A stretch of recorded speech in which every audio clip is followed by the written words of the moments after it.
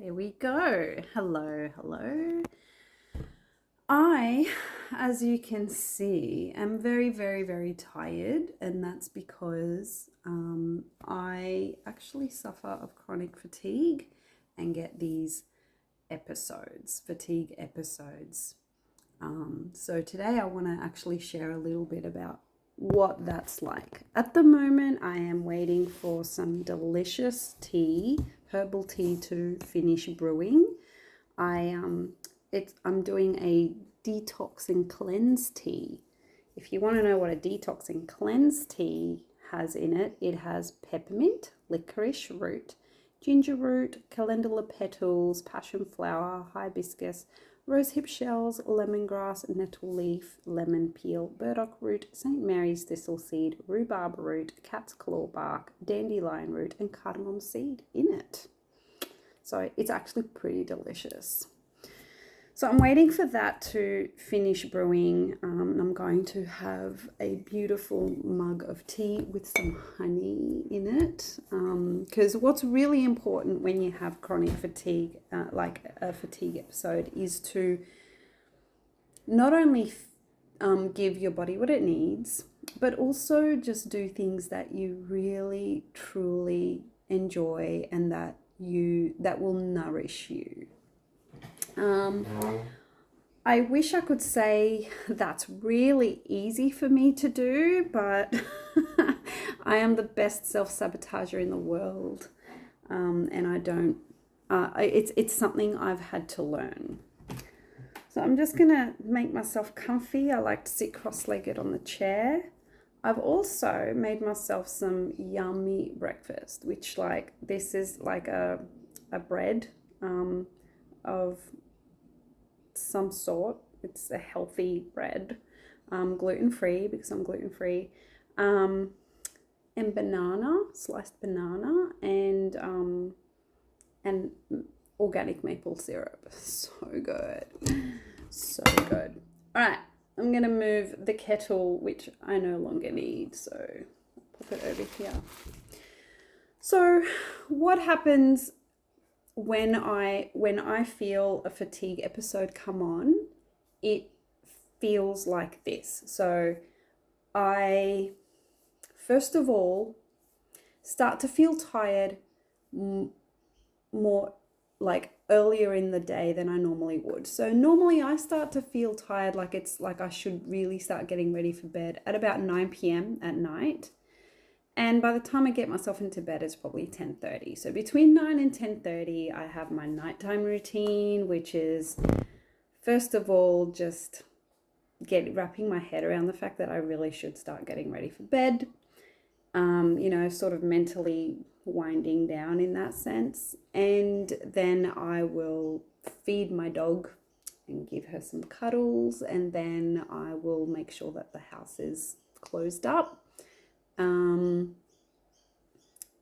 I usually might do a little thing like put some dishes away, or just a little tidy up that needs doing. I'll go upstairs when I'm really good, being good to me. I actually have a lie down on my bed and have the lamp on and have a little read of a favorite book that I'm reading at the time, just to kind of really help myself wind down. And then I'll go have a shower. And then, PJs and snuggle into bed. So that's a little routine that I stick to most times. Everyone has a nighttime routine, right? But I find that when I start to feel really tired, and it's not 9 p.m., it might be like 8 or 7 p.m., and I start to just want to just go to bed, I actually skip that whole routine. I'm pretty fanatical about my showers. It's just a thing. I like to have 2 showers a day, and that hardly ever changes. So I'll still have that shower, but it'll be pretty much just straight to bed. I'll forget to feed my dog. I'll forget to close up and I'll go straight to bed. Or if I don't forget, I can ask my hubby and my daughter to please feed my dog, bring my dog in, because my dog's old now. She's like 11 years old, and I bring her into the house because it's a bit too cool for her at nights outside. And that's when I start noticing, okay, I think I'm getting fatigued. Inevitably, by about day 2 or 3 of like me feeling tired earlier than usual, I will wake up and feel a tingling or burning in my feet. If it's bad enough, it will be all through my legs and all through my arms. If it's bad, if it's even worse, I will feel this deeply heavy feeling like in my torso, like I am like just a log. That's like the worst of my fatigue. And when I feel that tingling in the feet, even just that feeling, that what would you say, symptom, is enough for me to know that I need to rest up for like the next 3 days. Now, what does resting up for me look like? It means pretty much cancelling everything. It means not being at the computer doing any work. It means not sitting and planning and providing homeschooling to my child. It means not driving anywhere. It can even mean sometimes that if my cleaner is due to come in, I'll sometimes have to cancel her coming in, because depending how bad the fatigue is, I might not be able to handle noises like such as the vacuum cleaner and things like that. If it's as bad as me having to cancel the cleaner, then that's not cool. Because I miss out on the supports that I need for that week. Especially when I'm fatigued, I especially need the supports. And it's not cool if I have to cancel those supports. It also means that if I had any plans to catch up with a friend, or if there was a family gathering or an event, any such event that was on, I will not attend, because I do not have the energy or the ability to handle, say, walking through crowds, or and if I did, I can't even imagine how bad my fatigue would get afterwards. Like, it's just not even an option. It's like not even an option. I wouldn't even try attending an event because of how fatigued I feel. Now, this tingling that I was talking about verges, again, depending on how bad it is, verges on a burning of sorts. So I will describe it as a burning to most people, because tingling is something that we all experience, but fatigue is not something we all experience. So I will use words that will really define that what I'm experiencing. So for example, if you've ever had a foot go numb because you've sat on it too long, you can also describe that feeling as a tingling. And then that tingling doesn't ache or hurt, it's just a tingling, right? And it goes away. Whereas with fatigue, that's not how it is at all. It's, if you feel that tingling, it's almost like a little burning tingle, and it's just there. It's constantly there.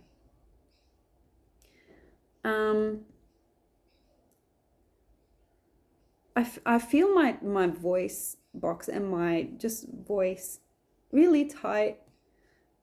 I didn't expect for this to be a little bit hard to talk about.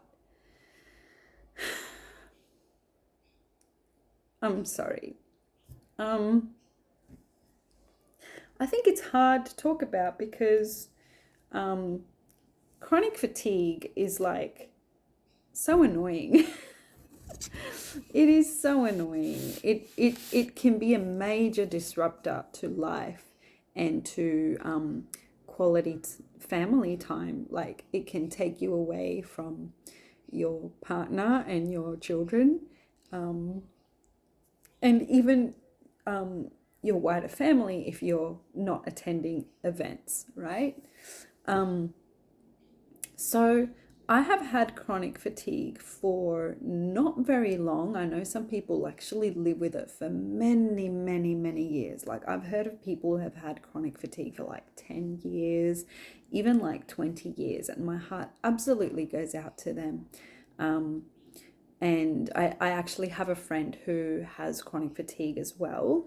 And when I met her, she already had it for many, many years. And so this friend, we only see each other maybe once a year or once every 2 years. Like we've been actually friends for a long time, but it's funny because I feel like I'm still getting to know her because in that long time we've only been able to catch up with each other a handful of times, and yet it is very clear that we both appreciate each other so much. And but I've always been very understanding of her chronic fatigue, and then I've then had chronic fatigue for 2 years now. So in this last little while that we've been friends, and so now she has to work around me as well, and I work around her. So that's what chronic fatigue feels like for me. Now, my mum had chronic fatigue when I was a teenager, and she described her chronic fatigue to me in a slightly different way.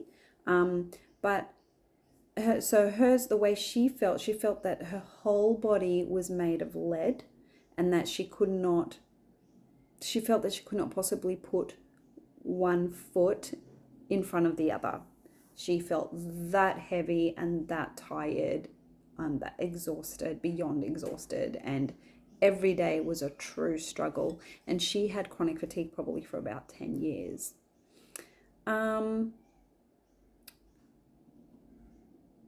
She,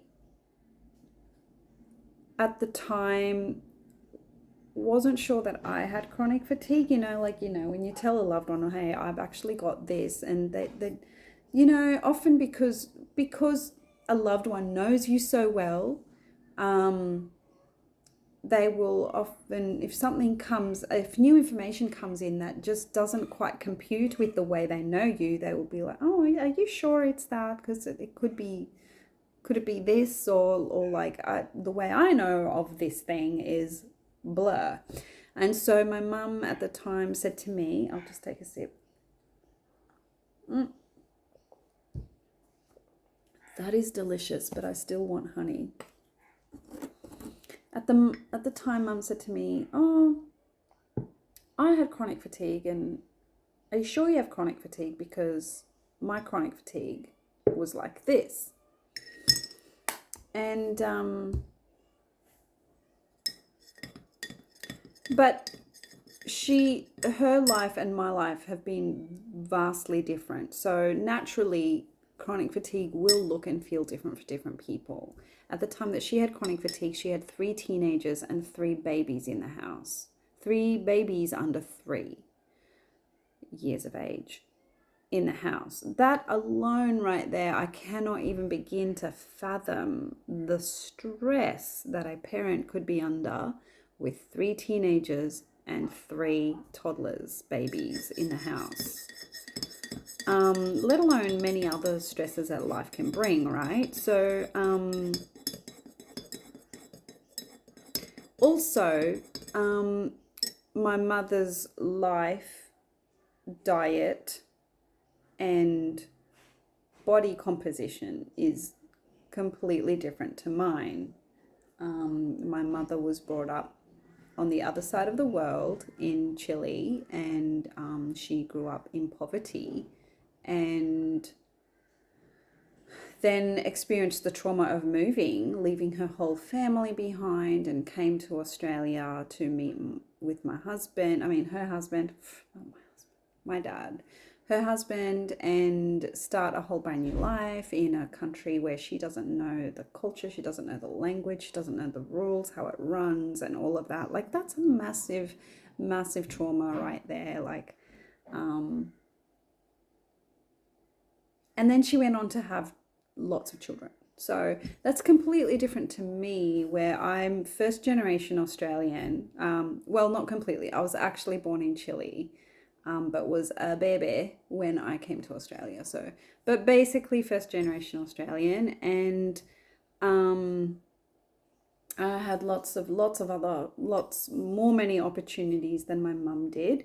We did also grow up in poverty in Australia. It wasn't perfect, but it was so not the level of poverty that my mum was brought up in. So I still had many opportunities given to me despite the financial strains. And then I went on to uni and I worked for a while, and then I became mum to just one child. I didn't have six. Well, mum and dad ended up having 7 children. I am the oldest of 7. So that has to be taken into consideration as well. So I'm not sure how long my chronic fatigue is going to last in general, but I do know that I get these episodes and it really, really sucks. It's frustrating. If you have a loved one with chronic fatigue and you want to be able to help them, like, how can you help them? I get your pain. It's hard to know what to do, because a person with chronic fatigue needs as much rest as they possibly can get. But at the same time, they also need a lot of help, which can be difficult for the person with chronic fatigue. So all I can suggest is that you can offer to actually do the things that would have normally been done had they been well for that week, especially if they're a mum. Because that's the thing that I struggle with most, is that I will have a fatigue episode that might go for 3 to 10 days, during which the washing isn't getting done, for example. So by the time I come out of fatigue, I then have a whole lot of catching up with the washing. My work isn't getting done. So by the time, that's also waiting for me at the end of a fatigue episode. It's my work. It's homeschooling my child, because that's what we do. It's catching up on bills that were due during that time. Thankfully, my husband is really amazing at, like, keeping on top of groceries. And so I don't have to worry about that. But someone that you know with chronic fatigue might be the one that usually does the groceries in their home, and those groceries aren't getting done, and maybe their cupboards and fridge are bare by the end of a fatigue episode. So I think that's probably the best thing you could do, really. The best thing you could do is just to offer to do the things that would normally get done. Is it taking the children for to their sports activities, their after school activities? If you're like not a parent yourself with your own children and their commitments, If you're like single or child free, or a grandparent with like a bit of spare time, because grandparents are busy too, that could be something else that you could offer. Like, do your children need to get to an event? Because in my case, my child misses out sometimes. If I can't arrange a drive, like someone to take her to her activities, then she just misses out because mum is just unwell. So yeah, I hope that has been useful of some kind to you. And now I'm just going to have my tea, and I'm going to have my delicious thing, and I'm gonna go rest up. I want to go and get a massage. That's definitely something that I need. And I'm going to go for a bushwalk this afternoon, breathe in the fresh air, and just take it very, very slowly today. I think I'm struggling emotionally because I don't want to. I don't want to. This is another funny thing about fatigue, is that you have to live this very slow and wonderful life for yourself when you're having an episode. But like, all I want is to be with my daughter right now, and I've had to arrange for someone to drive her to a thing, and all I want is to be with her right now, because it's been 10 days, you see, 10 days of me just resting, and I'm starting to really miss her. So yeah, hopefully this fatigue will go very soon, because I just want time with my girl. Yeah. All right. I'll stop this. Enjoy your day, and enjoy the amount of energy you have today. Just go and get off the phone and go and do something. Get out into the sunshine. Go do something. Have fun. Bye.